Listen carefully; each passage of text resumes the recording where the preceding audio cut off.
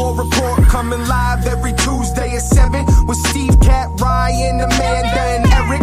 And the voice of NEW, Vince Berry. Hitting all the topics like a clothesline flurry. Turn up your speakers and hear them out. You can listen from your car, even on your couch. They too raw, who NXT? Handing out SmackDowns, follow on IG. Plus, it's sponsored by Tag Me a Date. Go to YouTube and sub now for every update. It's all wrestling here. No safe space, now listen in. Time to hear from some of the greats.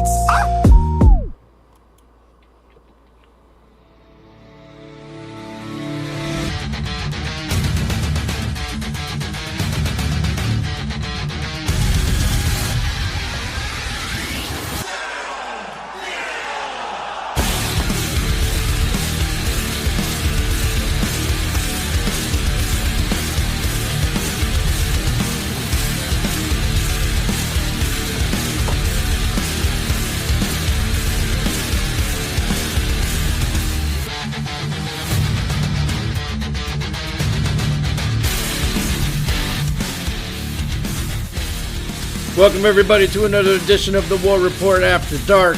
Yes, sir. Breaking news this week.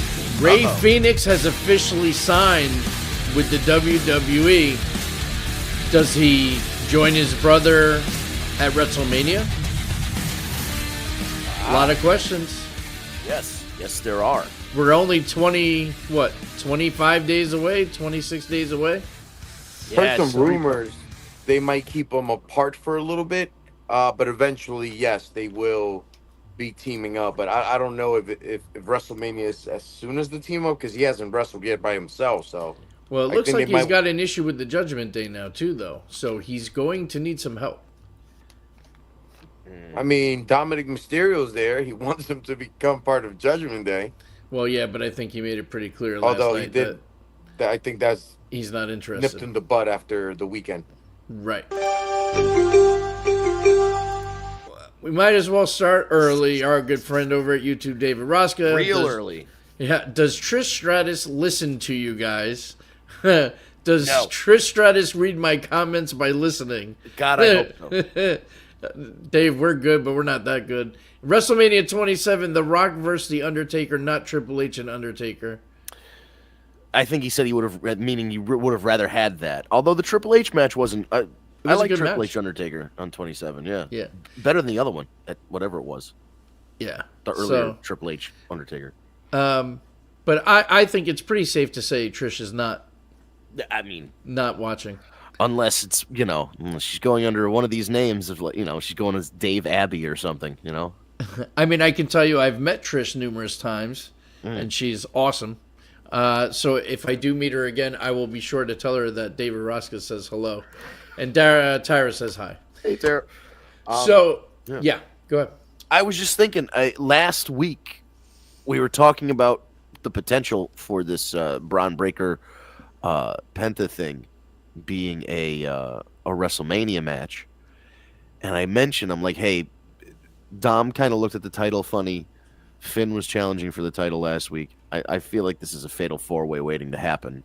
And now this week makes me think it's a fatal four-way waiting to happen. I think that's that match for that title. Then that means this Mania is going to be flooded with triple threat and fatal four-way matches. Yeah, but how else would this work unless the title isn't defended and there's a tag team match with the good guys on one side and the Judgment Day on the other? But I don't know, man. I don't know. But they're running out of time. They better kind of take us where they're going. Usually, in the last few years, if you take the Logan Paul scenario out of the equation, wouldn't you say that's like the rule of thumb for mid-card championships for WrestleMania? They try to put as many guys as possible under one show, right? So that's the one way you could capitalize on it. So I'm not surprised by it. I get it. I just, if you look at other Manias, there's not multiple of. Now, listen, that's not to say that we're going to get the triple threat match between Bianca, Rhea, and Io, although I'm pretty confident Bianca as special referee, it's going to end in a clusterfuck, and it's still going to wind up being a triple threat match anyway. So, But we'll see. Everything is shaping up. I mean, it's got to really finalize, by next week, really.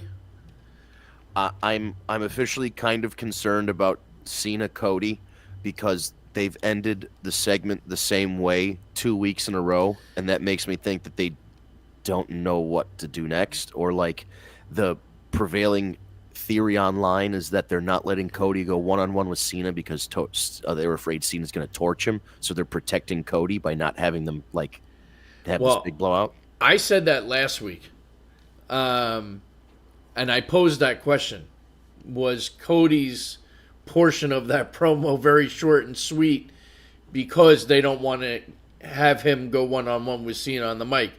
And it's funny you say that because I watched last night and I said, wow, that promo sounded very similar to the one the week before.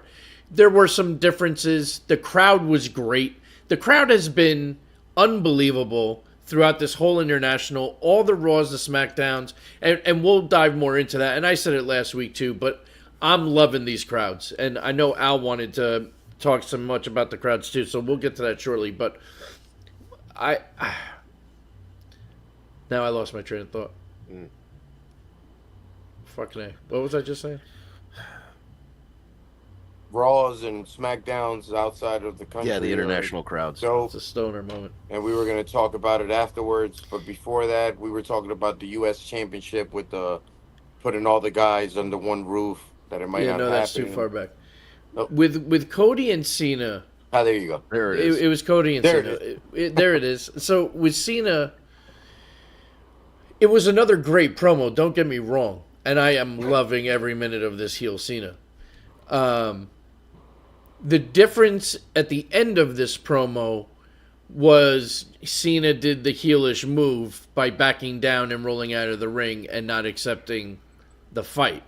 My issue is, for Cody, you got hit in the nuts 2 weeks ago or 3 weeks ago, and you've done nothing about it. And you've been face to face with John now twice. Like, I would have been happier with Cody coming down after John Cena's second promo and just like charging at him and start a melee. They haven't touched yet. He kicked you in the nuts. You know what I mean? So, the first one I got it. This one I was expecting a little more. Yeah. But I do think it was a great promo nonetheless. Listen, Cena is doing. This is all we've wanted. Like when in 2006 and in 2010 and 11 and throughout most of John Cena's full-time run, this is what we wanted. We just wanted him to turn heel once. And then we just go back to cheering him. Everybody would have cheered him. He turned heel once and then turned back. The whole crowd would have been with him instead of 50%. It could be. I mean, I know he's had great babyface moments. This could be the best John Cena we've seen in terms of promos. Oh, yeah, for sure. It's just he doesn't have to cater to the hustle, loyalty, respect, saying the catchphrases, let's do this right now in whatever city we're in, all that crap that he usually does. He doesn't have to do the pandering stuff, so he can just get to promo. What's making his promos so incredible is there's validity to everything he says. And that's what makes a great promo. He's been putting up with this toxic relationship with the crowd for 25 years, and now it's his time. Fuck you, is basically the attitude. And you know what the best part about it is? Why we're getting the best version of this is the biggest elephant in the room. The guy's a fucking Hollywood actor now. Yeah. So the way he could act and the face mannerisms and the silent and the turning and all those things, little things that he does that make actors great. I mean, not saying he's a great actor, but for a wrestler, he's a great actor. You know what I'm saying? Yeah. Like that heel turn, he turned into a whole different person. Seconds. Whole different demeanor. Yeah. The life just came out of his face. He looked soulless. Yeah. It was so well done. And I'm loving. I don't care about the gear. I do wish he changed up the music. It's something minimal, but I understand why he didn't. But I think it would have been cool. It still Like could you, have been his voice. like you said, right? It makes sense. We don't want to believe it, but even when he said it, I'm not going to change my music. What do you expect me to change something because I still am who I am, and you don't want me to? I'm not who Mm. you want me to be. You know, Right. like that. That was awesome, and I get it. But you're right. It would have been cool seeing him with like a slick bag and a suit or something different, especially if he's not going to be fighting. And as much as I would have loved Thugonomics to come back, he wouldn't have gotten so over as a heel. Because people would have just been so fucking hyped to see Thugonomics back. So that wouldn't have worked anyway. Yeah, it would have been too much of a. Yeah, there would have been a cheer. There would have been a cheer for basic economics, I think. Although there- I was cheering during the heel turn anyway. But The Let's Go Cena sucks. I mean, that Let's Go Cena is just as loud, or hey, maybe louder. I didn't think always so. I was, didn't think dude. so this week though. This week it didn't seem as overwhelming. because he's trying, like he's literally saying, "I don't care if you cheer for me, even if you cheer for me, I still don't like you." So he's trying to go from 50-50, like John Cena always is with a crowd, to 100% on one side. He's never had the Right. crowd 100% on one side. I don't And think if- he's ever had it that way. If you notice, he attacks his haters as much as his fans. Yes, Like, you know, like his fans, he's calling them vulnerable and predictable and all this other crap. Like, you know, he's getting at them.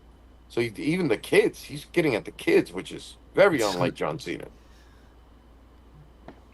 oh, I know. That's how you know it's like a real, Right. it's a real heel turn. The way he's going hard at people you wouldn't expect him to. It's like, oh my God, John Cena's talking about kids. The world's over.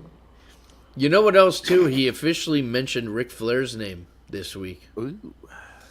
I could see Ric Flair being at WrestleMania this year.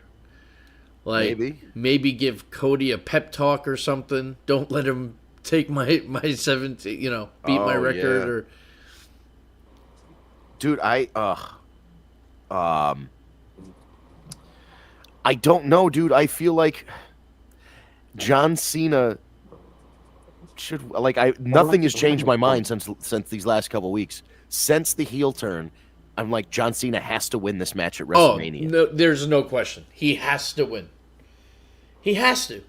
Because otherwise it's exactly what they did with John Cena in his babyface run. Just put him up at WrestleMania against insurmountable odds, what an underdog, blah, blah, blah, and then just have him win. And then the same thing they did with Roman when he was a babyface. He went into WrestleMania, oh my God, what an underdog. Can he overcome the odds? And then blah, blah, blah, he wins. And if they just do that with Cody and it's the third generation of this fucking crap, then it's going to show that Triple H didn't learn the lesson that Vince should have learned.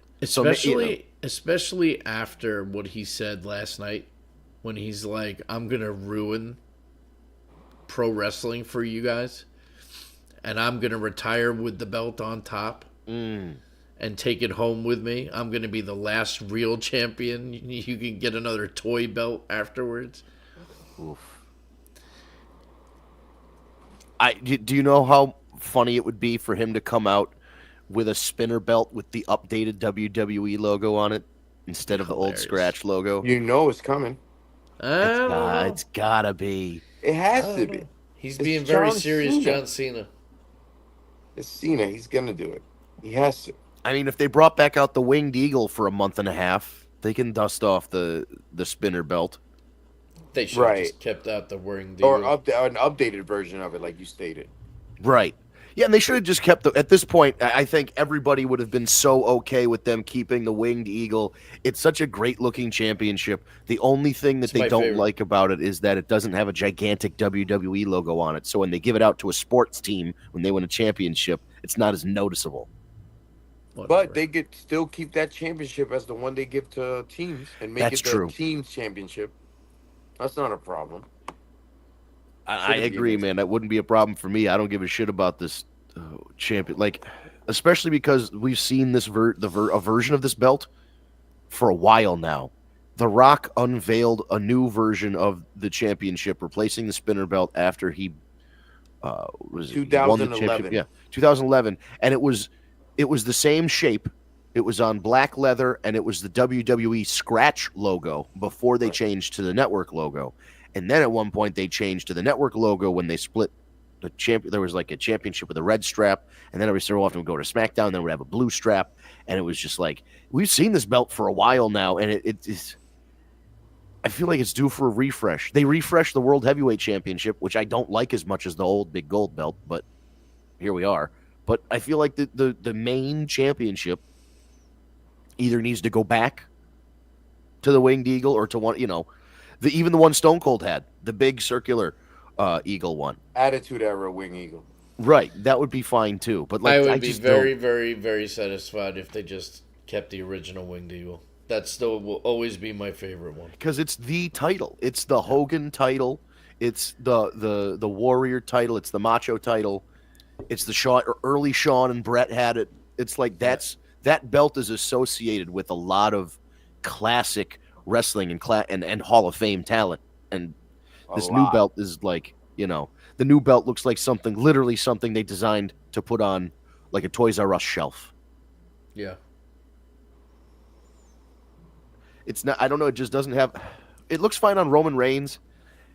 It looks a little funky on Cody Rhodes because the idea of It's Cody Rhodes huge being on a him. world champion. Yeah, because he's a, Makes him look like a cruiserweight. I was just going to say he's a cruiserweight, and I know he's not, but like he's definitely like, Light heavyweight. in any other era, this guy is U.S. champion IC title max. You know what I mean? Like he's not built like the guy of past years. Like a Luger or a Hogan. Now he has long ways to go to that. Better get some lifts. Yeah, something's got it. I mean, look, and it's weird too, right? Because it's like Macho Man wasn't a big guy, but he walked way bigger than him. Like Macho Man was known to stay on his tippy toes and And he was always larger be than walking life. around, and he was larger than life. I mean, don't get me wrong. If you think about it, Cody Rhodes is our own. What's his name from The Boys? What's his name? Homelander. Homelander. He's our own Homelander. So I mean, he does have the broad. He has the shoulder stripes with the skulls on them and the American flag all over and the blonde hair. It's So true. he's definitely, larger than life as a character. He's just very short at being larger in life as a stature. Right. He's And a small looking dude. the uniform or the costume, all that stuff, the Homelander stuff, that's when he started wearing that initially in AEW, that's when people thought a heel turn was coming because they're like, man, he's dressing like the bad guy from this comic and this TV show. He's very obviously dressing like the bad guy. So everybody was kind of waiting for this heel turn that never came. And even now, it's like, I understand you can't turn him heel now, but we're coming up on the same point that AEW fans were coming up on, where you're like a couple years into this Cody Rhodes babyface thing, and you're like, it's every promo is like this. Maybe we need to change and turn him heel. Yeah, but you know what, though? The crowd is not turning. He still gets the largest pop of the night. And But so does what- Jimmy Uso, and he stinks. What Or makes- Jey Uso. Jey rather. Uso, and he does not stink. Yes, What's he wrong does. with you? Oh my God, Jey Uso's awful. Oh, dude. He's so I have a- bad. But why? Think No about yeet. it though. When would you get a better swerve than? Think about if the WrestleMania main event ends in a double turn.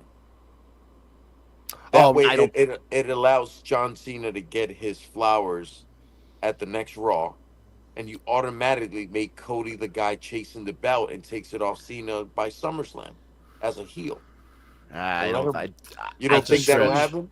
I think Steve's correct in the fact that they're not going to turn him heel right now. I just think he's on the cusp of being very overexposed just because he's been on basically a 3 or 4 year undefeated streak, and every guy they've put in front of him aside from Roman Reigns once, and he got the win back, he's just like batted away with no problem. Like he's beaten Seth Rollins so many times, Seth shouldn't even be allowed to challenge for a championship ever again. The same thing with Shinsuke Nakamura. That guy should just go back to Japan and surf for a living after losing to Cody 87 times in a row. So it's like they're not helping a guy who's already kind of a bland guy by just doing the same babyface playbook. And they're like, well, it's working, and it is working now. But I just see the wheels aren't coming off. I just see the nut on the hubcap is starting to get loose a little bit, just a little bit on the hubcap. That's my observation. I still want to go back to this whole Jey Uso thing. He's not good. He's not a good wrestler. He's popular, but he's not a good wrestler, and that's fine. But David Roska thinks The Rock should be the one that ended Undertaker's undefeated streak at WrestleMania. I still, even me not liking modern Punk, it should have been CM Punk at WrestleMania 29. It was the perfect setup for it. And Brock Lesnar, now knowing what we know now, a decade later plus, Brock Lesnar didn't need that win. He's Brock fucking Lesnar. He was going to go on and do that shit to John Cena anyway. He didn't need to beat The Undertaker in order to toss around John Cena at SummerSlam and dominantly win and then become the monster of the division for a decade. Like, he just didn't need the Undertaker thing. No. And then they had the Undertaker lose again to Roman Reigns, and it's like, well, fuck it. Like, even if there was once the streak was over. I know, that's just the shitty thing about it. But yeah, we can get back into this Jey Uso not being a good wrestler thing, because he's not. He's not bad. Yeah, but do you want a guy that's not bad winning the championship at WrestleMania? Dude, he's not bad at all. He's putting on great matches. Jimmy Uso? No, Jey Uso. Jimmy's fine. And I was very happy to see Jimmy's join his brother and see the Usos back together again. But it should have been Joe Hendry. That rumor was going around. They were in Scotland. Everybody was expecting it. So I guess they go with Jimmy. But then Jimmy did the most interesting thing of this feud so far between Gunther and Jey. Jimmy slapped the shit out of Gunther. Like, that was great. Jey, now, if you notice, this week, because of the last couple weeks, there have been like botches, let's say, for lack of a better term, botches from Jey. This week, they had him fake tripped while going for the spear, and then Gunther tackle. So they're playing into. Well, they did that so that they could have the pep talk backstage, brother to brother. Right, and they're like acknowledging. So they're acknowledging the botches, but at the same time, I understand kayfabe botches, but the real ones make me concerned for what's going on at WrestleMania. Because no knock on those guys, we saw the Usos wrestle last year in a singles match. Yeah, but that was, listen, for whatever reason, some matches don't work. We said the same thing about Matt and Jeff Hardy. Never worked. Like, it just never worked. It might just be the same with Jimmy and Jey. They are better together because they are each other. You know what I mean? So they know each other so well, yeah. Right. So it might just be that rather than, Yeah, I'm not so confident. And again, he's very popular. He sells a lot of shirts. He's going to win. I mean, he's probably beating going to win. Gunther. It just seems like I actually think that's going to open night one. I'm starting to think they're going to start. I'm thinking they're going to open night one, and it's just going to be a yeet fest. Wait, I have a question. So main event night one should be the triple threat, right? It'll probably be so that CM Punk can put that asterisk of a main event into his resume, so he can say, "I finally got a WrestleMania main event," but it's only night one, so it doesn't. It's the halftime show. You got the halftime. Sorry, Phil. Try again next year. Hopefully your fucking Turkish hair implants don't fall out by then. We'll be rooting for you. Wow, some hate towards CM Punk tonight. CM Punk, I mean, he was another guy who gave the big, like, similar to Cody, gave the big rah-rah AEW his family speech, and then like 2 years later is like, nah, fuck those guys. Like, it was so, once you realize with hindsight, it was so transparent that Punk's AEW run and Cody's AEW run were both auditions to get back to WWE. It's like, it just seems they weren't in it to help further the company they were in. They were in it to get themselves back to a company that they wanted to be. And that's I don't think that was the intention initially. Cody's one of the ones that started the fucking company. Yeah, but according to the Young Bucks autobiography, Cody was the last EVP to say yes, and if he had said no, Tony Khan was probably going to back out because they wanted everybody on board. Hangman, the Bucks, Kenny, and Cody. and that all those 5 had to say yes. And Cody was the holdout because I guess at the time he was thinking that maybe he was going to go back there. I don't really know the full story. I haven't read the Young Bucks book, but from the recap that I've seen and like excerpts that I've seen, Cody was the holdout. So he probably was all in, I guess. But there was I don't know. I don't really like the way either of them left AEW because Cody cut this fucking 20-minute long promo that really went nowhere and then just like dipped. And then Punk went and did the thing that he did, which I thought wasn't cool anyway. And, you know, regardless of what you think about Jungle Boy there,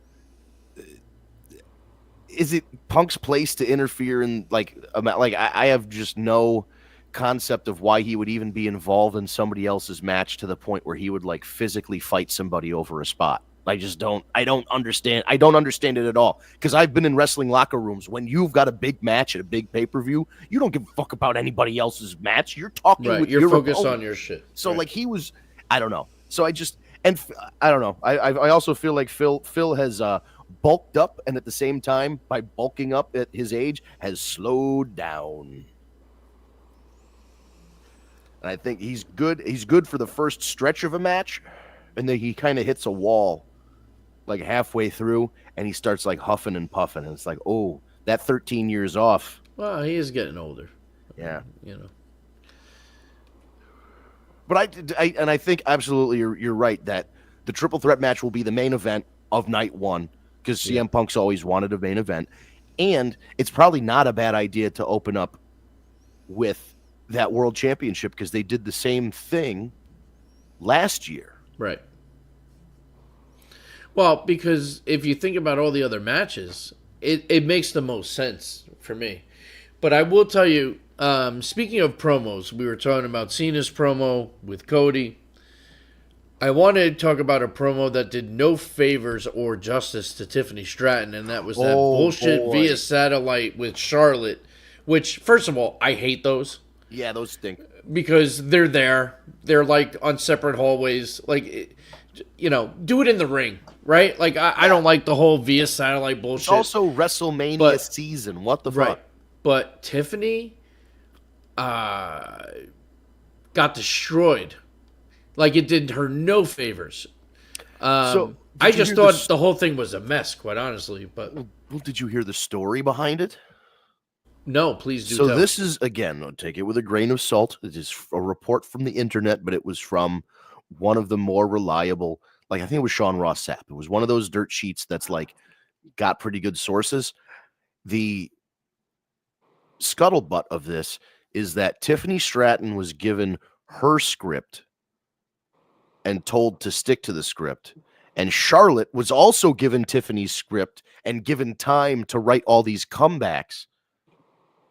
And Tiffany didn't know what Charlotte's part of the conversation was going to be at all. She only got her script. She didn't get Charlotte's. So she didn't know what the comebacks were going to be. And she didn't have anything prepared for them. And because she's a rookie and they told her to just kind of like go. It was basically one of those rookie Punk tests of like, you got to go out there with the champ. You know, even though you're the champ, you got to go out there against the legend and cut a promo battle. Yeah, they put her. They to do that with Charlotte. Yeah, like I don't know. I didn't like that. Like the week before, the Melee was great, but yeah, I think it also. I mean, part of it is that Tiffy. I think she's been a heel aside from right now. I think she was a heel her whole way through, and now she has to like. She's never been a face. Right. She has to change that. She has to figure out now, leading up to WrestleMania season, how to be a big babyface world champion going in. And what stinks is that she might fucking lose. She might just lose to Charlotte at WrestleMania. So who gives a shit? I don't know. I think she might go over. David Roscoe. With all this abuse, I would like her to go over. I agree. Who, Tiffany? Yeah, if she's gonna get abused like this, go over. I'll take the abuse if I'm gonna go over, but she better not lose with all this abuse. Right. David Roscoe wants to know if Brock Lesnar's coming back. There is rumor that he was asked that question recently, and his answer was, "We'll see." So it's I feel like he is. I'm sure he is. It's just probably a matter of when at this point. Like, when will it make sense? SummerSlam. Leading up Yeah, to at this SummerSlam. point. Because That is Brock's season. especially, oh man, if we do get heel Cena winning the title from Cody, imagine heel Cena, babyface Brock Lesnar I could get behind that. at SummerSlam, and Cena gets revenge on Brock for the loss in 2012 or 13, whatever it was. That That'd be big great. 16 German suplex thing, whatever that was. That was unbelievable. We had a pay-per-view party at my condo, and I had like 6 dudes there, and we're eating dinner and everything, and this match comes on, and I mean, we weren't kids. It's not like we were 10 years old. We were grown-ass men watching this, speechless. Oh, yeah. Speechless. Yeah. I had probably about 4 to 6 people here, and we were just, everyone was just sitting in silence, just watching this massacre of suplexes. And, like, I remember looking at somebody be like, is that all we're going to get? Like, is it just going to be Germans? And it literally was. It was just all Germans, a few F5s, and that was it. We called it a day. Yeah, still one of the most shocking ways that a big-time superstar has lost. Nobody takes a beating like that and loses. You know what I mean? Like, he went out there and took an ass whooping for the world, and it did what it needed to do. It established Brock as this big threat, and he's been a big threat ever since. When has Brock Yeah. never been a big threat? You know what I mean? But it was like one of those things where he had been gone, and he went to the UFC for a while, and he came back. But then, if you remember, he made his big comeback, was like a Raw after Mania or something like that, and he attacks John Cena. Big surprise. That's the debut of the Brock Lesnar guy with the green shirt going, yeah. They have this big dust-up, break up apart.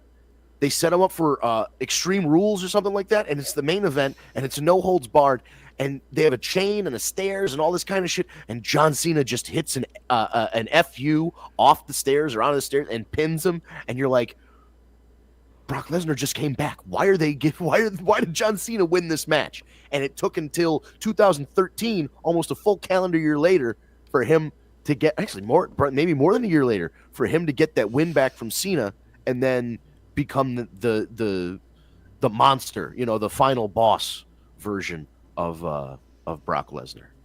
Right. I'm still mad about that 2012 Extreme Rules match. If that was the pay-per-view. Do you remember that match? I remember the match, but I don't remember what it was at. It was crazy. They were both busted open at a time where WWE really wasn't using blood that much, and they still don't. Like, now they use it even less. Actually, it's more now than it's been in a long time. You're right. was Now about to it's say, coming yeah, back. lately. It's coming back. Yeah. Yeah. But there was a very, like, the last few years, it really hasn't been as much. And now, yeah, it's been used a little bit more. So let me ask you guys a question. Yep. What do you think's the favor? Favor of what? CM Punk, Paul Heyman. He's got to help him win the match. Right. No, he's going to ask him to be. I was thinking about this last night. He's going to ask him to be his wise man for that match. Yes. That's the favor. He's going to want him to be his wise man for the match. And the wise man's going to have to make a decision and go with Punk for that match. Which could then cause tension between him and Roman Reigns.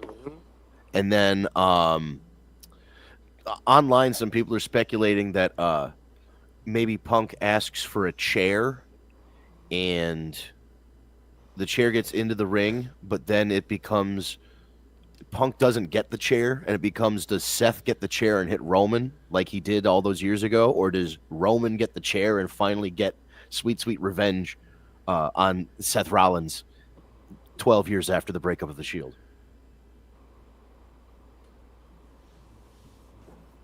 I don't know. That's a good one. That is a good one. So we officially have that match set, the triple threat, with Roman, Rollins, and Punk. So we'll see how that turns out.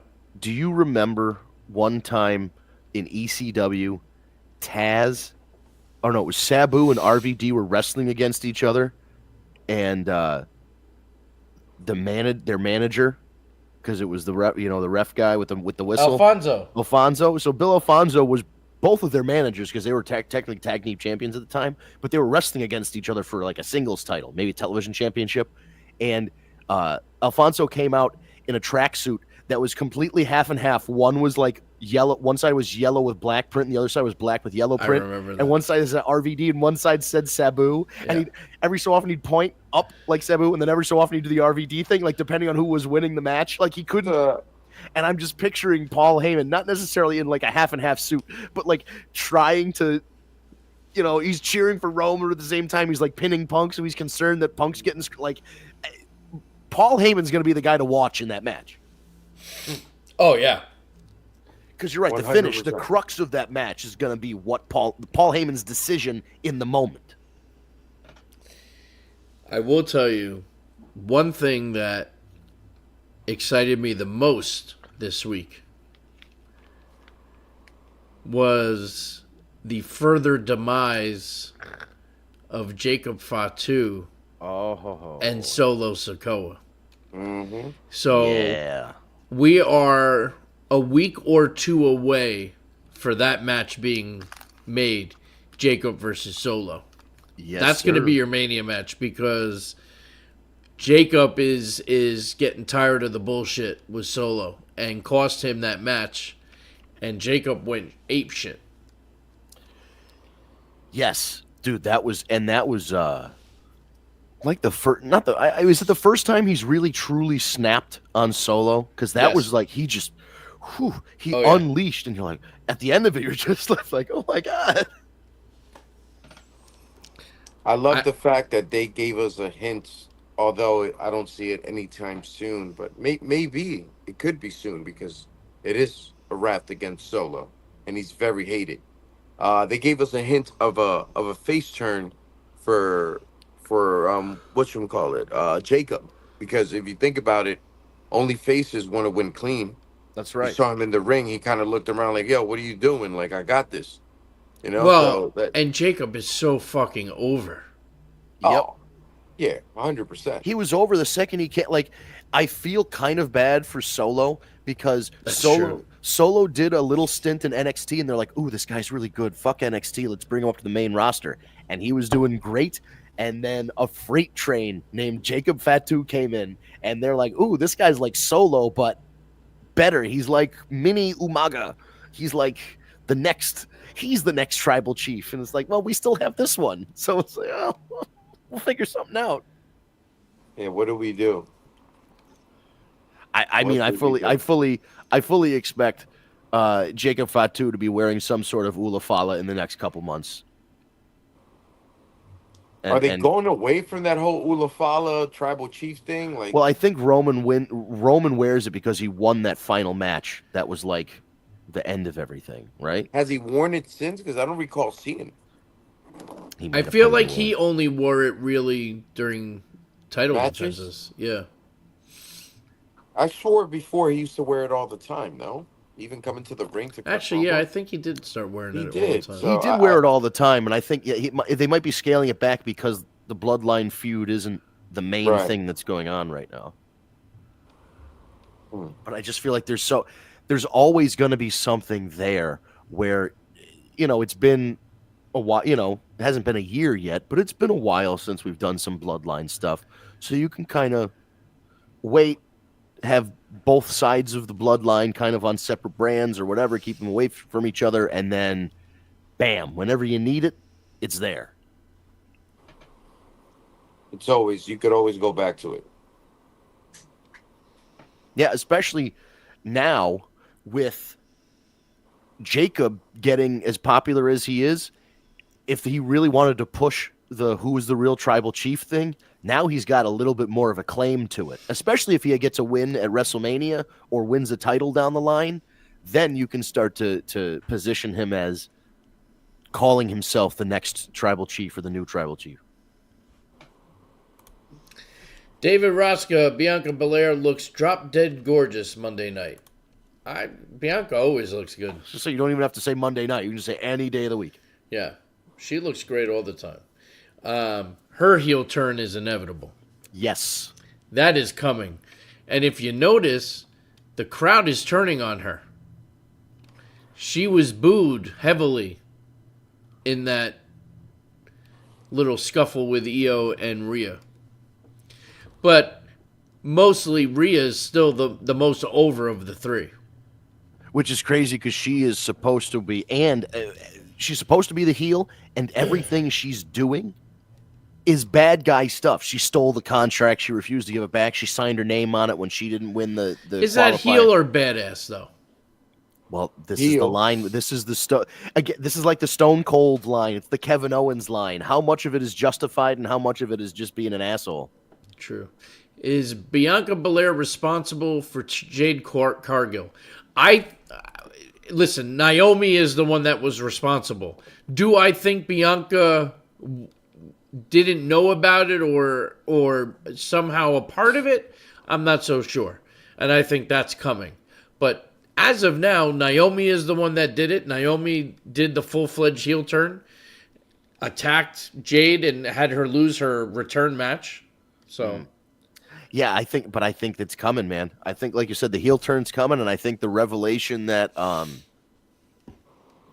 he was, because there's always somebody behind. There's the driver, but there's always somebody else a little bit higher up than the person who actually drove the car, and it's going to end up being Bianca.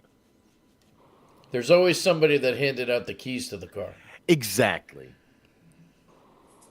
And last time, was it? I know Rikishi said he did it for The Rock, but wasn't it really Triple H that like paid him off or promised him a match or something like that? What was the deal with Rikishi? It wasn't really it was for The Rock, but it wasn't. You know that I honestly That The don't Rock's remember. it's been so long. I mean, it's literally been Yeah. 20-some years. Literally. I Was just remember that promo. I did it for the For The Rock. Rock. I did it for the people. And then I remember his big ass flying off the Hell in the Cell in that 6-pack Hell in the Cell challenge thing. That was a big bump for him. Yeah, and he he did it once and never again. And they literally had to have a truck with a bunch of bales of hay outside the thing so he could like fall onto it safely. Oh yeah. And never again, dude. And he's like, I took the money, and I was like, I would never do that again. That was might be the stupidest thing I've ever done.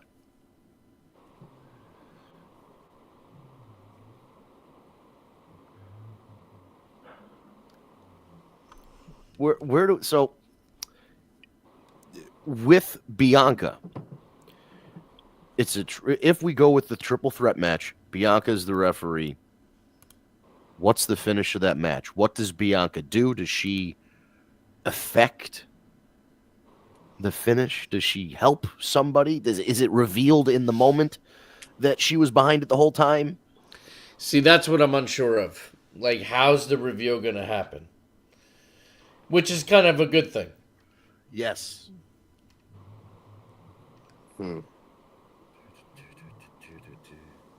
That's a good question. That is a good question. How does the reveal happen? Maybe Well, Jade's about to put Naomi away and Bianca saves Naomi. Does the old heel referee 1, 2, nope. Arm cramp, arm cramp. She might start doing that with like pretending it's stuff, and then by the end of it is just full-fledged heel. I love that stuff. The like special guest referees fucking with somebody, one of my favorite things. I gotta that's it tell you, right there. I don't like special referees. I don't- think that's it.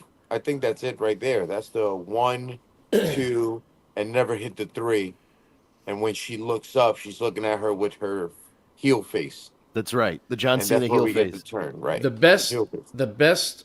to ever have done it was when Vince McMahon was special referee, and he did the 1, the 2, and then on the 3, he looked at Austin and gave him the finger, and Yeah. wouldn't count the 3, and it was just such a great moment the way it was shot and everything else. But that was a feud in itself for sure. And remember in you can probably still do it, but like back in the day on like a SmackDown versus Raw when they had special guest referee mode, you were in control of the 3 count, so you could Yeah. intentionally give You could fast or screw slow people. 3 counts. Yeah. Oh.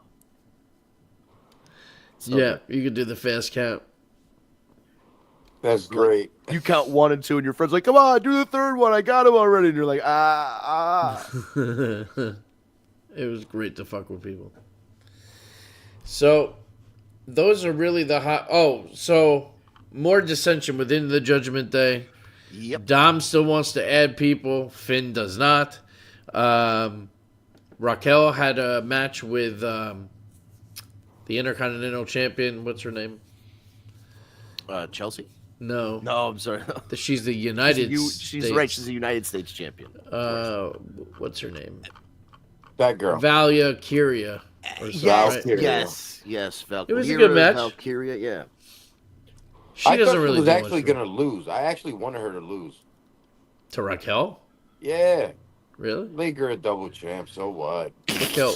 They'll do more with the belt being closer to Liv than they ever will with this young girl. Is it weird that at one point I thought Lyra Valkyria was the same person as the Megasis Megan Bain? Because like their names were both kind of like vaguely Greek, like mythology themed. I confused the two, and I'm like, they look nothing alike. I'm just dumb. Did you see in Italy the guys that painted that portrait of Liv? Like Yes. the Mona Yes. Lisa? The Liv Lisa, or whatever. Liv Lisa? That was great. Unbelievable. That was a very good.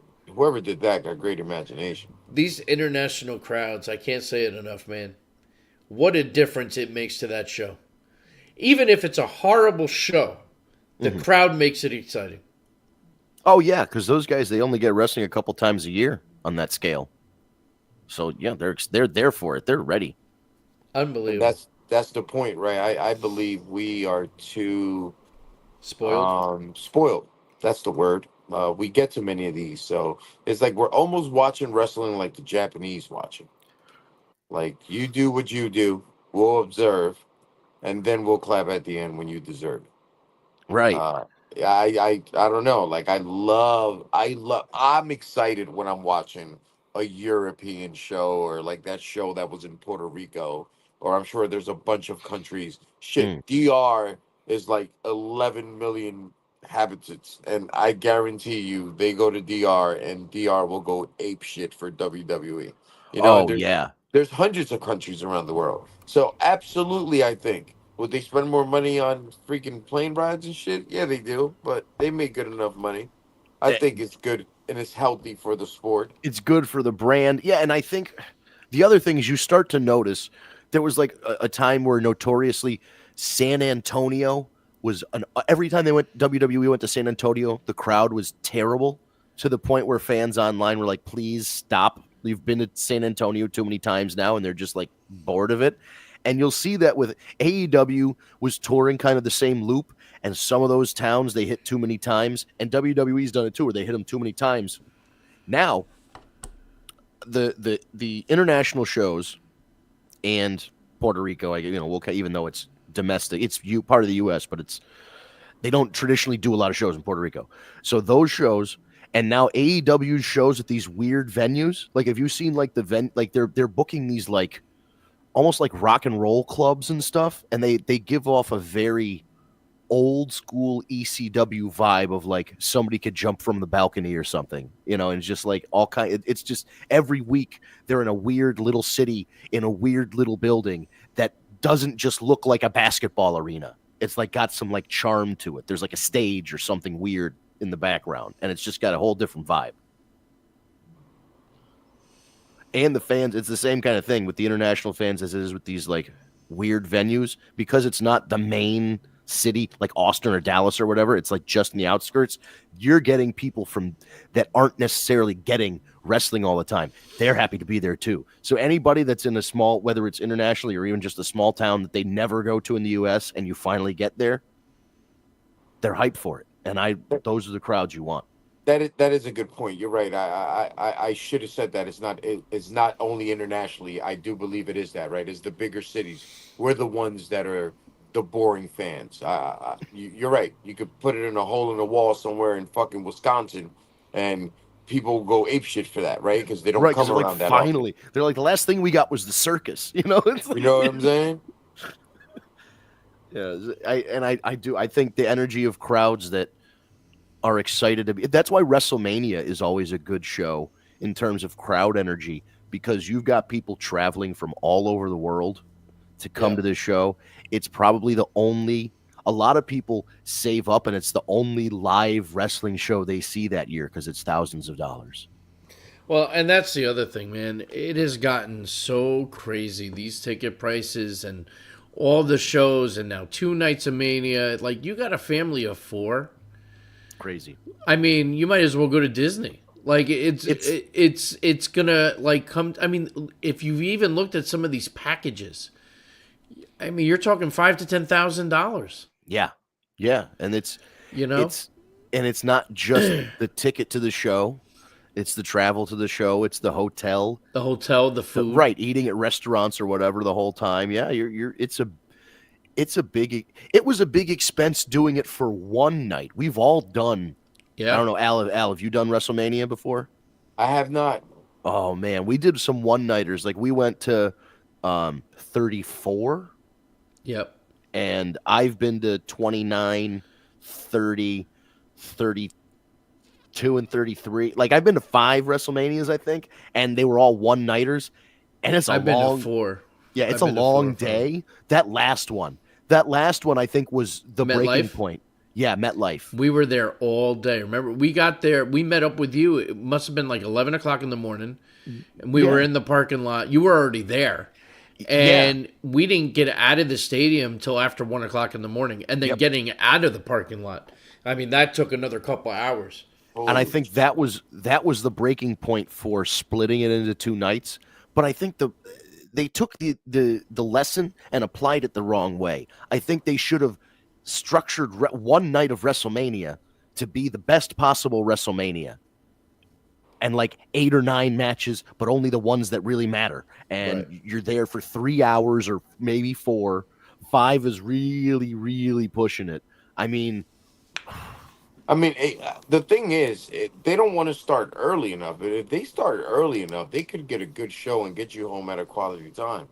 But, That's true too. yeah, they can I start remember at 6. one of the most disappointing WrestleManias that people talk about was the one that was like the Caesar's Palace look when Number um, 9, yeah.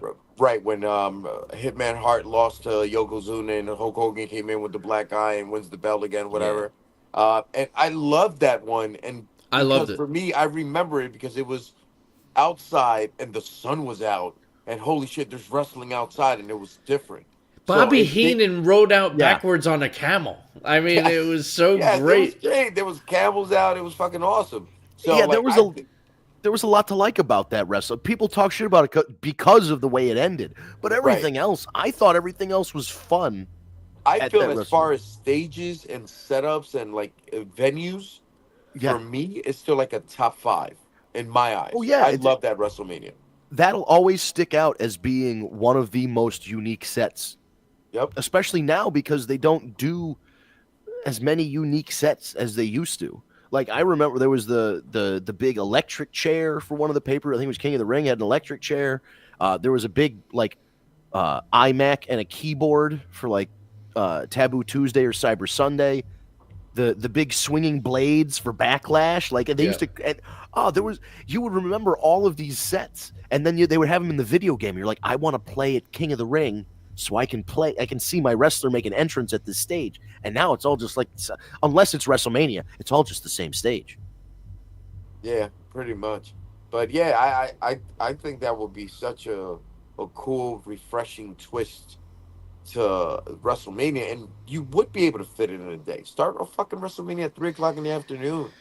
Make it 3 So to the 9. problem is now they see how much money they're going to make by having it 2 nights. So Right. they're never going to go back now. But I mean, it really it sucks. I mean, it's to get decent seats is a lot of money, and those aren't even great seats.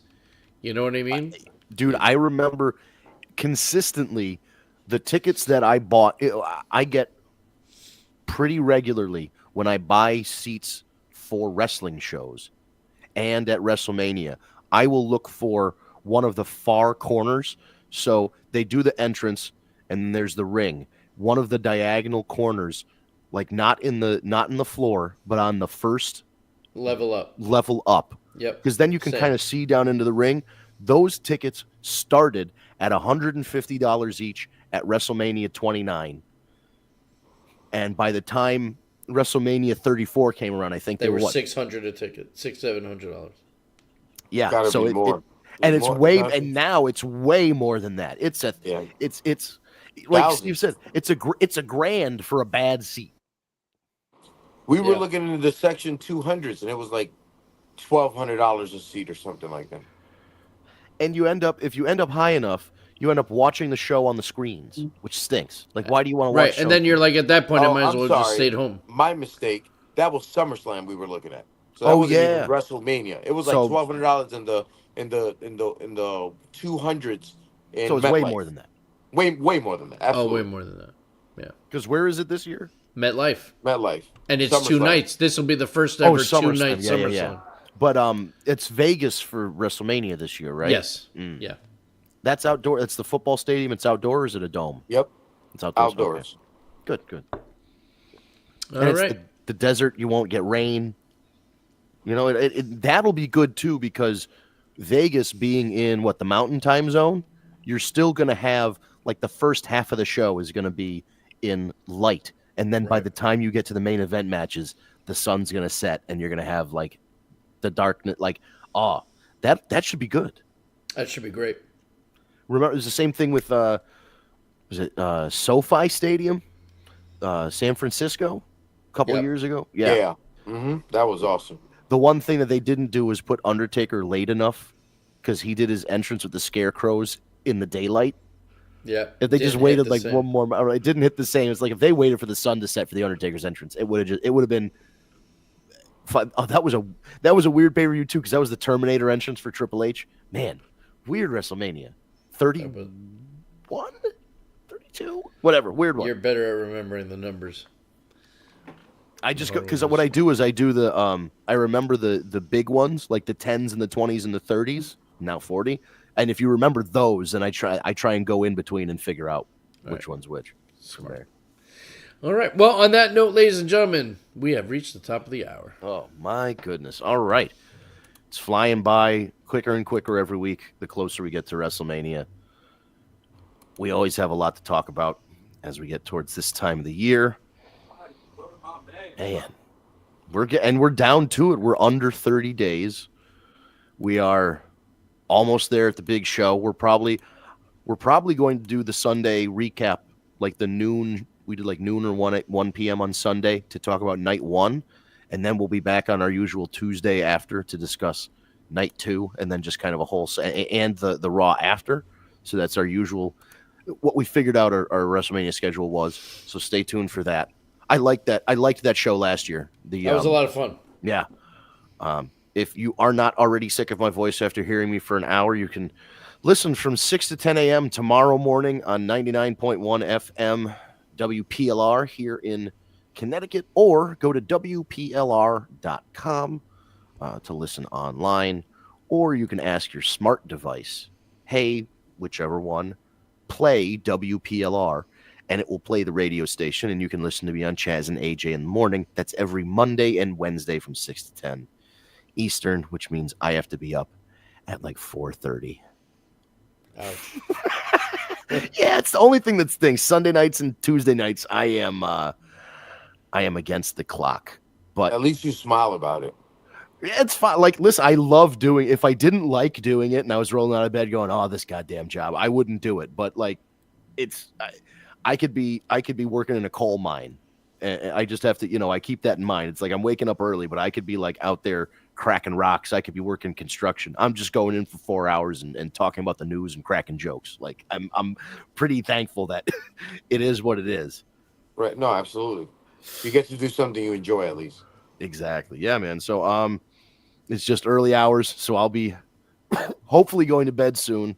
If I'm not, like, the problem is shutting it off and getting tired early enough to get to sleep. But anyway, I'm on tomorrow morning. If you like the show that you're listening to right now, we're here every Tuesday, 9 p.m. on Eastern time.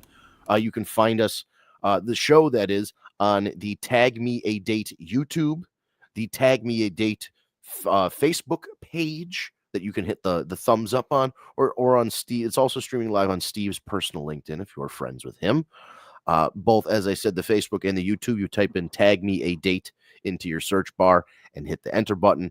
On Facebook, all you have to do is give a thumbs up to the page, and then you like it, and you should get notified when we go live. And on a YouTube, you hit the subscribe button, and then right next to it, you hit the bell and ask to allow notifications. And when we go live or upload a video, you will get a notification on your YouTube app.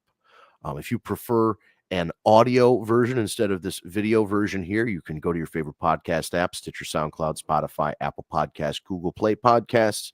Type in Tag Me a Date, type in the War Report, hit the enter button. You're going to find us. There is a second wrestling podcast called The War Report that talks about wrestling. But for ease of use, we have the graphic that you see in the corner there. Oh, I can't point because my monitor's in the way. Right there. You see it right there? We have the logo. We have the description that says Tag Me a Date, and Steve and Vince and everybody. It mentions us. You know which one it is in the description, and you just hit that subscribe button. The audio version gets sent over to the apps about an hour, within an hour of the show going off the air. Ryan is nice enough to grab those for us and do it. And other than that, please follow at Tag Me a Date. That's all one word, Tag Me a Date, no spaces. And you can follow us on most social media. That's our Instagram. That's our Facebook. That's our YouTube.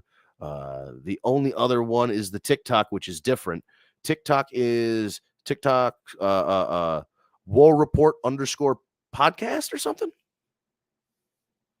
like that. War Report Podcast. War Report, all one word, War Report Podcast. So put that into your TikTok. You'll get shorts. And we also post the reels to Instagram as well. So follow us there on those accounts and like, share, subscribe, all that wonderful stuff. Thank you, both David Roska and Tara, for joining us in your questions and comments today.